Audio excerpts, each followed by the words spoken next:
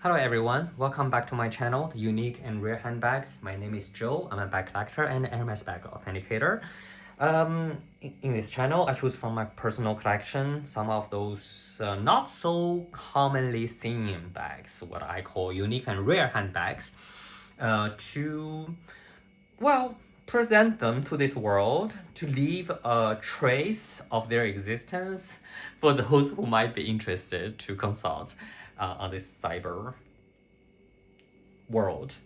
So today, I chose Gucci, a Gucci bag in Alligator. Well, actually, um, the reason why I chose this bag is because on one hand, I was doing this all these videos, the previous ones of Bottega Veneta, uh, crocodile and alligator bags, and I am a crocodile bag collector, quite fevered one, more in all kinds of exotic skins, not only crocodile, well, lizard, ostrich, well, all kinds. Second reason is because recently Gucci has been all over the news for wrong reasons. It's mostly about how much the sales has declined, how much Karen is trying to save the already sinking or sunk uh, ship, the moneymaker, the Gucci brand, the new designer Damna, well, and all this. So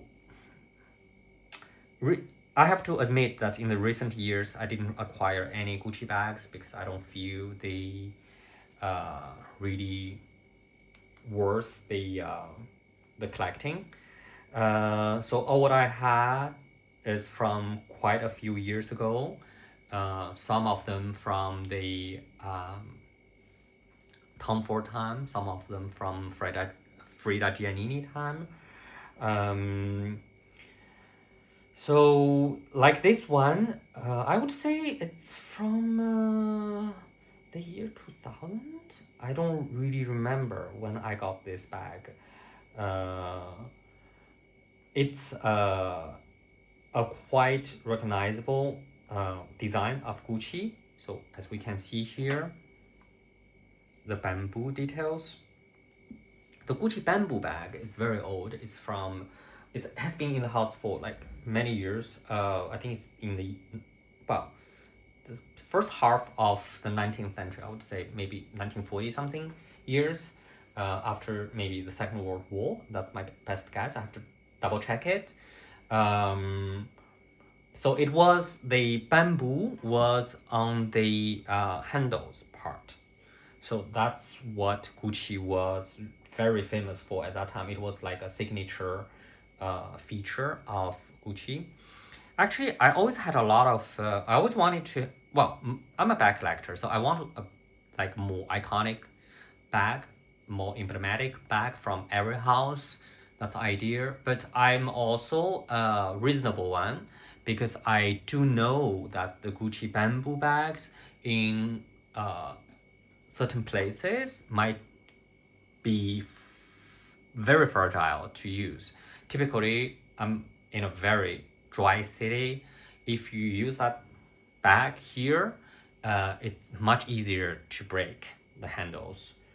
And it was the only way to repair it is to change the handle, and it costs a lot of money. Gucci doesn't kind of guarantee that part of the bag because well, as we can imagine, there are also other reasons for its break. It's not always because of the quality.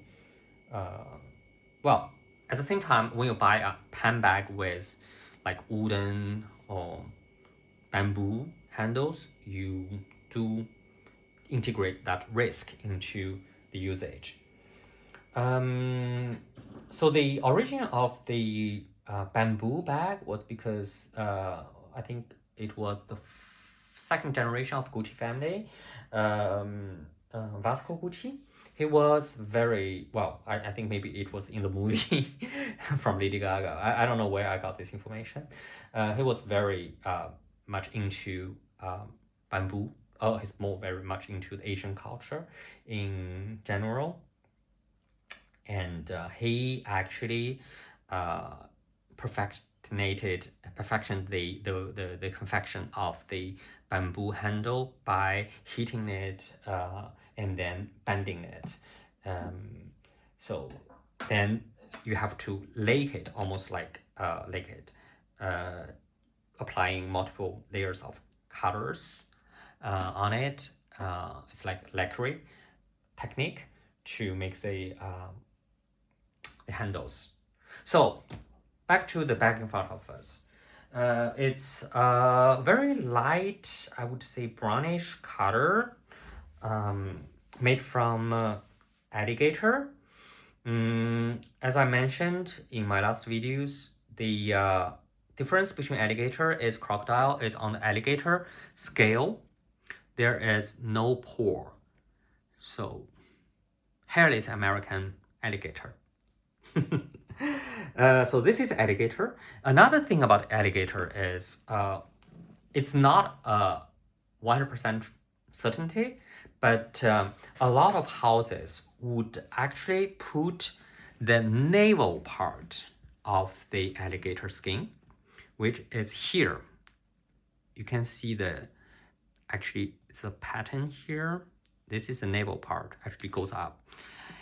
Especially American brands like Ralph Lauren, they would put it at a very prominent place in the bag, very often in front, in the center, because I think they feel it's the first the skin scales around the navel part is the most beautiful, it's most regular. The skin tend to be easier to treat, the more even color for a lot of reasons, and also the presence of the navel pattern kind of like an authenticator, uh, like a brand for American crocodile, American alligator. So that's what a lot of brands do, especially American brands. Oh, it's I think most craftsmen, even without brand, they would make that choice. It's just the most reasonable, the most making most sense of position the skin that way. So this one is the same. You have the navels here, and it goes well. And the bag itself features, as I said, a very prominent bamboo detail with some metallic studs on it. As we can see, I think it's a beautiful feature. I don't remember on the handles it had this. Maybe on some of the bags it had this. I especially like the center piece, the bamboo. It's really nice. And this is not a metallic stud, but it looks like one. Oh, sorry. This is not. It's just the vein of the bamboo, the natural bamboo.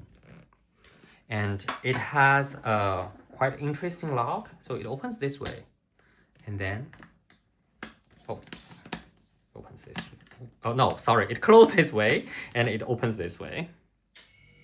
I put a lot of stuff in it just to keep the shape. So first I will let you see the outside, then we can go into the inside. So two very long handles, you can definitely wear it like on the shoulder. So this is, if I remember well, 35 centimeters wide, so about like 18, 17 centimeters tall. So on the side, it has this almost like, what shape would this be? It reminds me of some of the Hermes saddle shape. I don't know what the real name of this shape is. So it's very roomy and it's almost like a cylindric like shape. It has 4 feet here, and so at the edge of the flap it has this metallic detail. So I think it's a bag full of details. I think it's also quite the style of Tom Ford or Frida Giannini time of Gucci. So they would be very generous about the details. And also it was a maximalist time of fashion.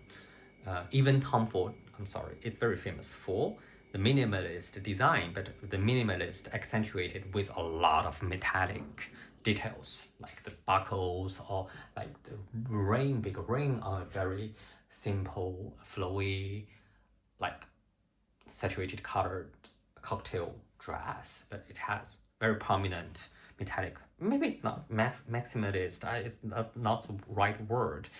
Let's call it Y2K style. Well, like the Paddington from Chloe.